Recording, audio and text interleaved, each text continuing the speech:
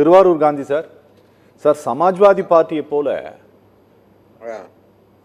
அப்பா மகனுக்கு இடையில ஒரு பெரிய சண்டை நடந்து அந்த ஸ்டேட்ல என்ன நடந்தது அப்படிங்கிறத நம்ம பார்த்தோம் சார்.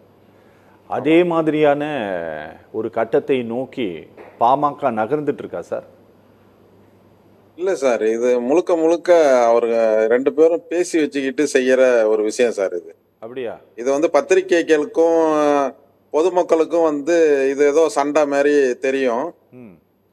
ஆனா முழுக்க முழுக்க இது 2 பேரும் உட்காந்து நீண்ட ஆலோசனை பண்ணி அதுக்கு பிறகு எடுத்துக்கப்பட்ட முடிவு சார். எப்படி சொல்றேன்னா, ம். இப்ப அவருடைய ராஜ்யசபா எம்பி வந்து அன்புமணிக்கு இப்ப போகுது. ஓகே. இப்ப அவருக்கு ஒரு ராஜ்யசபா வேணும். ஏன்னா இனிமேல் பார்லிமெண்ட் வரதுக்கு இன்னும் 4 வருஷம் இருக்கு எலெக்ஷனுக்கு. சரி. அதனால பதவி வேணும். அது வந்து 2 இடத்துல தான் இப்ப அவருக்கு கிடைக்கிறதுக்கு வாய்ப்பு. ஒண்ணு அதிமுக, இல்லைன்னா திமுக. ஓகே. இப்ப இந்த எனக்கு தெரிஞ்ச தகவல் படி அதிமுக நிறைய பேச்சுவார்த்தை நடத்தினாங்க. சரி. என்ன ப்ராப்ளம் ஆயிடுச்சுன்னா, அன்புமணியே போய் எனக்கு ஒரு எம்பி கொடுங்க அப்படின்னு கேட்கறது எப்படி தலைவர்ன்ற முறையில, ஓகே. நான் அவரு ராமதாஸ் தலைவரா இருந்துகிட்டு போய் என் பையனுக்கு கொடுங்கன்றதுக்கு வித்தியாசம் இருக்குல்ல. ஓ, புரியுது. அவரு சின்ன பையன் ஏமாத்திடலாம், அதாவது அப்புறம் எம்எல்ஏல பாத்துக்கலான்ற மாதிரி ஒரு ஸ்டாண்ட் எடுப்பாங்க. சரி. அதனால இந்த தலைவர் பதவின்றது தற்காலிகமா நம்மள்ட்ட இருந்துச்சுன்னா, சரி. பேச்சுவார்த்தைன்னும் போது என்னட்ட பேசுப்பா, என்ன எனக்கு எங்க கட்சிக்கு ஒன்று கொடுப்பா, என் பையனுக்குன்னு கேட்காம என் கட்சிக்கு ஒன்று கொடு அப்படின்னு கேட்கக்கூடிய ஒரு ஒரு ஒரு ஒரு தலைவர் வேணும். அது வந்து அன்புமணி இல்லைன்னு அவர் முடிவு பண்றாரு. சரி. ஏன்னா அந்த அறிக்கையிலே பாத்தீங்கன்னா, இளைஞர்களை ஒருங்கிணைக்க, அப்ப நீ கட்சியில இருக்கிற இளைஞர்களை ஒருங்கிணைக்க முடியலன்னும் போது இன்னொரு பார்ட்டியில கூட்டணி பேசுறதுக்கோ இல்ல சீட்டு வாங்குறதுக்கோ நீ எப்படி உன்னால முடியும் அப்படின்றதுதான் அவருடைய கருத்து.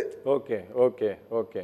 அதனால இப்ப ஒரு தற்காலிக ஒரு மாற்றத்தை உருவாக்கி இருக்காரு. மற்றபடி ஒன்றும் பெரிய இதுல வந்து சண்டை ஒம்பு அப்படின்னு அதெல்லாம் மனக்கசப்புன்றது எல்லா குடும்பத்திலயும் இருக்கும், எல்லா வீட்லயும் இருக்கும், நம்மளுக்குள்ளே இருக்கும், வெளியில இருக்கும், எல்லாத்துலயும் இருக்கும். அது இல்ல மறுக்கலண்ணா. ஓகே. ஆனால் இப்படி மக்கள் கிட்ட போய் நம்ம சொல்றோம், நம்ம அதாவது அவர் சொல்றதுல இளைஞர்களை ஒருங்கிணைக்க முடியல, அப்ப இந்த வயசுல இவரு ஒருங்கிணைக்க கொண்டு வரேன் அப்படின்றது ஒரு என்ன மாதிரியான கருத்து வருவதில்ல. உடனே என்ன பண்ணுவாங்கன்னா, இது வந்து அவங்களுக்கு 2 விதத்துல லாபம். வெளியில என்ன நினைப்பாங்கன்னா, அன்புமணியை பாருங்க டேமேஜ் பண்ணிட்டாரு, அப்படி இப்படி அவங்க அப்பாவே சொல்லிட்டாரு இளைஞரை ஒருங்க, அப்படி கிடையாது. ஓகே. இப்ப இளைஞர்கள் பூரா போய் என்ன பண்ணுவாங்கன்னா, பாமக இருக்கிற இளைஞர்கள் அவரை தான் கொண்டு வரணும்னு ஒரு கோரிக்கை வைப்பாங்க. சரி.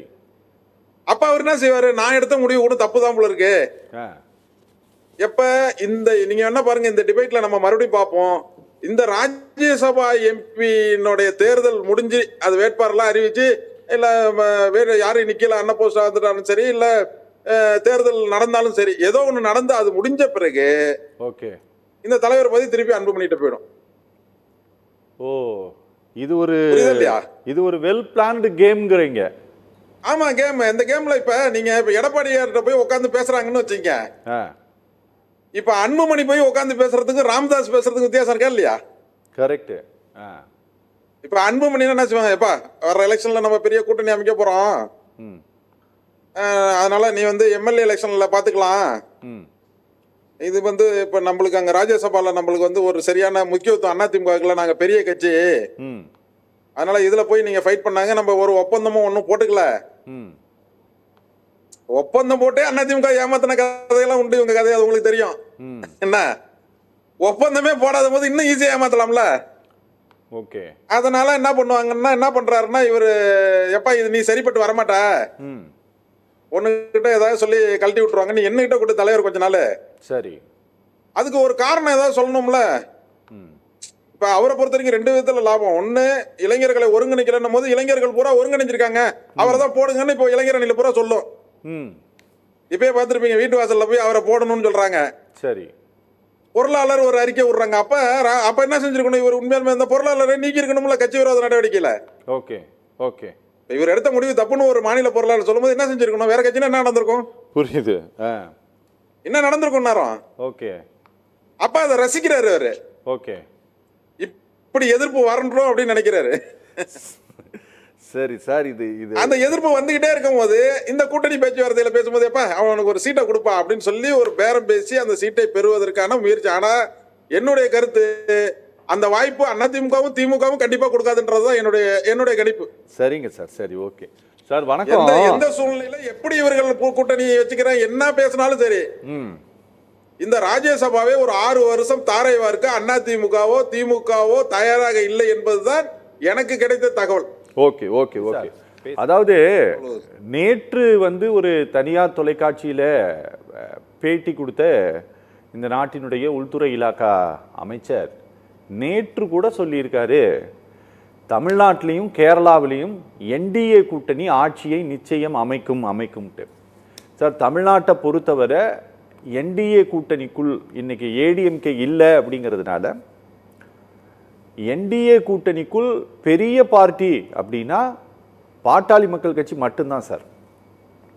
ஆனால் இன்னைக்கு திரு ராமதாஸ் அந்த தலைவர் பொறுப்பை தானே எடுத்துக்கொண்டு இருப்பதால்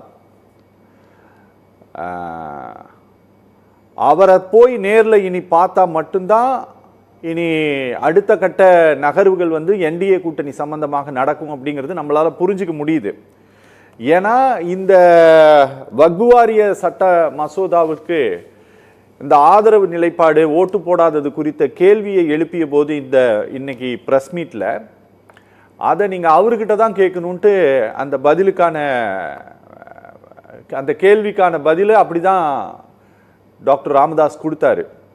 அது ரொம்ப தெளிவா தெரியுது. அதுல அவருக்கு பெரிய அளவுல உடன்பாடு இல்லை அப்படிங்கிறது, ஏதோ ஒரு வகையில் உடன்பாடு இல்லை அப்படின்ட்டு. ஆனா சார் சொல்றாருல்ல, இது அவர் அன்புமணி ராமதாஸனுடைய பிள்ளைங்க போயிருக்காங்க, அப்புறம் ஜிகே மணி எல்லாம் போயிருக்காங்கன்னு சொல்லிட்டு இந்த ப்ராப்ளம் சால்வ் ஆகிறதை நோக்கி நகர்ந்தாலும் இவங்க 2 பேருக்கு இடையில் இருக்கக்கூடிய இந்த மோதல் முடிவுக்கு வருவதற்கான வாய்ப்பு இருக்கா சார்? சார், என்னை பொறுத்த வரைக்கும் நிறைய பேர் கருத்து சொன்னாங்க. ரவீந்திரன் கூட சொன்னாரு, மாதிரி பாமகவுடைய வரலாறு எல்லாம் சொன்னாரு. நான் ராத்திரி 12 மணிக்கு தூங்கும் போது கேட்டா கூட இந்த வரலாறை வந்து திருப்பி அப்படியே தூங்கிக்கிட்டே சொல்லுவேன். சரி. ஏன்னா நாங்களாம் அவ்வளோ கஷ்டப்பட்டிருக்கோம், அதெல்லாம் பார்த்துருக்கோம். ஓகேவா? ஆனால் இவர் வந்து நிறைய போராட்டங்கள் சொன்னாங்க. இப்போ ஏதாவது பொதுவாக என்ன நினைக்கிறாங்கன்னா, ஒரு போராட்டம் பண்ணுது, குரல் கொடுக்குது அப்படின்றது வந்து மேலோட்டமாக தான் பத்திரிகையாளர்கள் இப்போ சில இதில் பேசுகிறவங்க சொல்கிறாங்க. ஒரு எக்ஸ்எம்எல்ஏ சகோதரர் சொல்கிறாரு, இப்படி அவருடைய போராட்டங்கள்லாம் சொல்றாங்களா. அந்த போராட்டத்தினுடைய பதில் ஒரு பையன் பரிச்சை எழுதுறான், பாசான்னு பார்த்தா சைபர் மார்க்ன்றதுக்கு நீ இவ்வளவு தூரம் கஷ்டப்பட்டு 15 பேப்பர் 20 பேப்பர் தப்பா எழுதி வச்சிருக்கிறதுல என்ன பிரயோஜனம்? பாஸா ஃபெயிலாடா அப்படின்னா சைபர் மார்க் எல்லா சப்ஜெக்ட்லயும் பாஸ், ஆனா நான் பாஸ் ஆயிட்டேன் ஆனா எல்லா சப்ஜெக்ட்லயும் ஃபெயில் அப்படின்ற மாதிரி. இவர்கள் திமுக ஆட்சியில் இருக்கும்போது 18 எம்எல்ஏக்கள் இருந்தார்கள். 5 ஆண்டுகளிலும் மது விலக்கை அமல்படுத்த வேண்டும் என்று தமிழ்நாடு பூரா எல்லா மாவட்டத்திலும் போராட்டம் நடத்தினாங்க. ஏன் நீ 18 எம்எல்ஏ வாபஸ் வாங்கினாவே ஆட்சியே போயிருக்குமே. நீ ஆட்சி அங்க ஆதரவு கொடுத்துட்டு எதுக்கு நீ போராட்டம் பண்றன்ற? என்ன முரண்பாடு உங்களுக்கு? நீங்க போராட்டம் பண்ணுவது மட்டும் தான் தெரியும். அப்ப 96 எம்எல்ஏ அன்னைக்கு திமுக இருக்கும்போது 18 எம்எல்ஏ நீங்க ஆதரவு கொடுத்தீங்கல்ல. நீங்க உண்மையாலுமே மது விலக்கு மீது உங்களுக்கு அக்கறை இருந்தால் என்ன பண்ணிருக்கணும்? இந்த மது விலக்கை அமல்படுத்துகின்ற திமுகவே நான் வாபஸ் வாங்குறேன், அது ஆதரவு கிடையாதுன்னு 18 எம்எல்ஏ வெளில வர வேண்டியதானே? அங்க ஆட்சிக்கு ஆதரவு கொடுத்துட்டு வாசல்ல வந்து நீ போராட்டம் பண்ற. அப்ப உங்களுடைய நோக்கம் என்ன நினைச்சு பாருங்க. அப்ப நம்ம ரவீந்திரன் சொன்னாரு, நெய்வேலியில வந்து எங்களுடைய வன்னிய மக்களுக்கு எல்லாம் நிலம் கொடுத்துட்டாங்க, எல்லாருடைய வாழ்வாதாரமும் பாதிச்சிருச்சு, உடனடியாக வன்னிய மக்களுக்கு நிவாரணம் வேணும்னு மிகப்பெரிய மறியல். நெய்வேலி வாழைச்செல்வன், பூத்தா இளங்கோவன், பூத்தா அருள்மொழி எல்லாம் அன்னைக்கு இருந்த திமுக அரசு குண்டர் சட்டத்தில் போட்டுச்சு. ரிசல்ட் என்ன? உங்களால அதை செய்ய முடிஞ்சா? ரிசல்ட் சைபர். போராட்டம் 100 மார்க், அதில் என்னடா மார்க் வாங்கினா சைபர். சரி, அதுதான் இல்ல, போராட்டம் பண்ண உனக்கு பவர் இல்ல, போராட்டம் பண்ண முடிச்சுட்ட. அவங்க 1 வருஷம் ஜெயில இருந்ததுதான் மிச்சம். அந்த ஜெயில இருந்துகிட்டே தர்மபுரியில வந்து 2,50,000 ஓட்டு கிட்டத்தட்ட 2வது இடத்துக்கு வந்தாரு பூத்தா இளங்கோ. ஆனா அதே துறை உங்களுக்கு மத்திய அரசுல வந்துச்சு. எந்த துறை? இந்த நெய்வேலி நிலக்கரி அந்த இதை நிர்வகிக்கக்கூடிய இலாக்காவே நீங்க வாங்கினீங்க, இணையமைச்சர். அப்ப நீங்க நினைச்சிருந்து ஒரு கையெழுத்து போட்டிருந்தீங்கன்னா அன்னைக்கு லட்சக்கணக்கான பேர் அங்க நிவாரணம் கிடைச்சிருக்கும் வன்னியர்களுக்கு. வன்னியர்கள் மட்டும் இல்ல, யாரெல்லாம் நிலம் கொடுத்தாங்களோ அத்தனை பேரும் கிடைச்சிருக்கும். இப்ப ரவீந்திரன் அந்த மாவட்டத்தை சேர்ந்தவர் தான். நான் கேட்கிறேன், அதுல சைபரா என்ன? நீங்க அடுத்த கேள்வி அவர்கிட்ட கேளுங்களா. 25 உங்க பேர் மாவட்டத்தில் அதுல சைபர் தானே? சார் அப்ப இல்ல, உங்களுக்கு இல்ல, இல்ல. அதிகாரம் இருந்து இல்ல. ஆட்சியில் இருக்கும் பொழுது சார் எனக்கு தெரிஞ்சு பெட்ரோலியத்துறை வாங்கியிருந்தாங்க சார், அவங்க மைன்ஸ் வாங்கலன்னு நினைக்கிறேன். மைன்ஸ் இருந்துச்சு அவங்கள்ட்ட, கேளுங்க அவங்கள்ட்ட. சார் Mines இல்ல இல்ல. மைன்ஸ் இல்ல மைன்ஸ் இல்ல மைன்ஸ் இல்ல Mines இல்ல, mines இல்ல. இல்ல சார் மைன்ஸ் இல்ல இல்ல இல்ல இல்ல மைன்ஸ் இல்ல. பெட்ரோலியத்துறை அமைச்சரா பொன்னுசாமி அவர்கள் இருந்தார். பெட்ரோலியம் இருந்தது, ரயில்வே இருந்தது, மைன்ஸ் இல்ல. பொன்னுசாமி அவர்கள் இருந்தார். ரவீந்திரன்ட்ட கேளுங்க, ரவீந்திரன்ட்ட கேளுங்க. சார் பெட்ரோலிய அமைச்சரா பொன்னுசாமி அவர்கள் இருந்தார். சரி சார், நிலக்கரி சுரங்கம் அவங்கள்ட்ட இல்ல. சார் பேசலாம் சரி சார். ரைட், சரி. நிலக்க இது அணுசக்தி ஒப்பந்தத்தினுடைய ஏங்க மத்திய அமைச்சரா தானங்க நீங்க இருந்தீங்க? சரி சார், மத்திய அமைச்சரா இருக்கும்போது ஏங்க செய்யலன்னு தான் கேக்குறேன். சரி. ஏன் நீங்க அந்த அமைச்சர்கிட்ட பேசக்கூடாதா? நீங்க செய்யக்கூடாதா? சரி சார், சரி, அதை இணைப்புல விட்டுருங்க. இருங்க. அன்னைக்கு மன்மோகன் சிங் ஆட்சியை காப்பாத்துவதற்காக அன்னைக்கு அணுசக்தி ஒப்பந்தம் வந்துச்சு.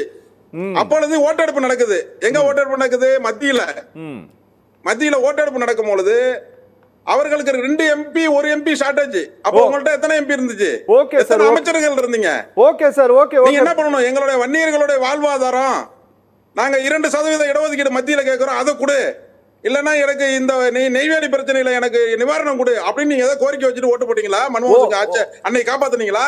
ஓகே சார், சார் பேசலாம் பேசலாம் பேசலாம். அப்ப நீங்க அதிகாரத்தில் இருக்கும் போது எதுவுமே செய்யாமல் அதிகாரத்துல இல்லாத போது நீங்க போய் நெய்வேலியில போராட்டம் பண்றீங்க. போராட்டம் பண்ணி என்ன நீங்க முடிவு பண்ணீங்க? சரி, என்ன ரிசல்ட்னு கேக்குறேன். நீங்க எந்த போராட்டம் நடத்தியும் அந்த போராட்டத்துல ரிசல்ட் என்ன? சரி, அதை விட்டுருங்க. 20% இடஒதுக்கீடுக்காக தானே வன்னியர் சங்கம் ஆரம்பிச்சீங்க. அதோட தாய் அமைப்பு வன்னியர் சங்கம் தானே பாமகவோட. இன்றைய வரைக்கும் 20% இடஒதுக்கீடு வன்னியர் கிடைச்சிருக்கா? நீங்க 87ல 20%க்கு 7 நாள் சாலை மறியல் பண்ணிட்டு இன்னைக்கு 2026 இத்தனை வருஷம் கழிச்சு வெறும் 10% அலைஞ்சிட்டு இருக்கீங்க நீங்க. சரி சார் பேசுவோம். உங்களுடைய கோரிக்கை தான் என்ன? சார் ரவீந்திரன் சார் பேசுவோம். கேக்குறீங்க. அன்னைக்கு 10% கேட்கும்போது சரி சார் பேசலாம். போக்குவரத்து துறை அமைச்சர் சிவசங்கர் என்ன சொல்றாருன்னா, சார் இன்னைக்கு வன்னியர்கள் போறதே 15%க்கு மேல போறாங்க, அது லிஸ்ட் இருக்கு. சரி. நீங்க 10% கேட்டு வன்னியர்களை இன்னும் குறைக்கிறீங்கன்னு கேட்டோன்னா வாயே திறக்கல. சரி சார் பேசுவோம்.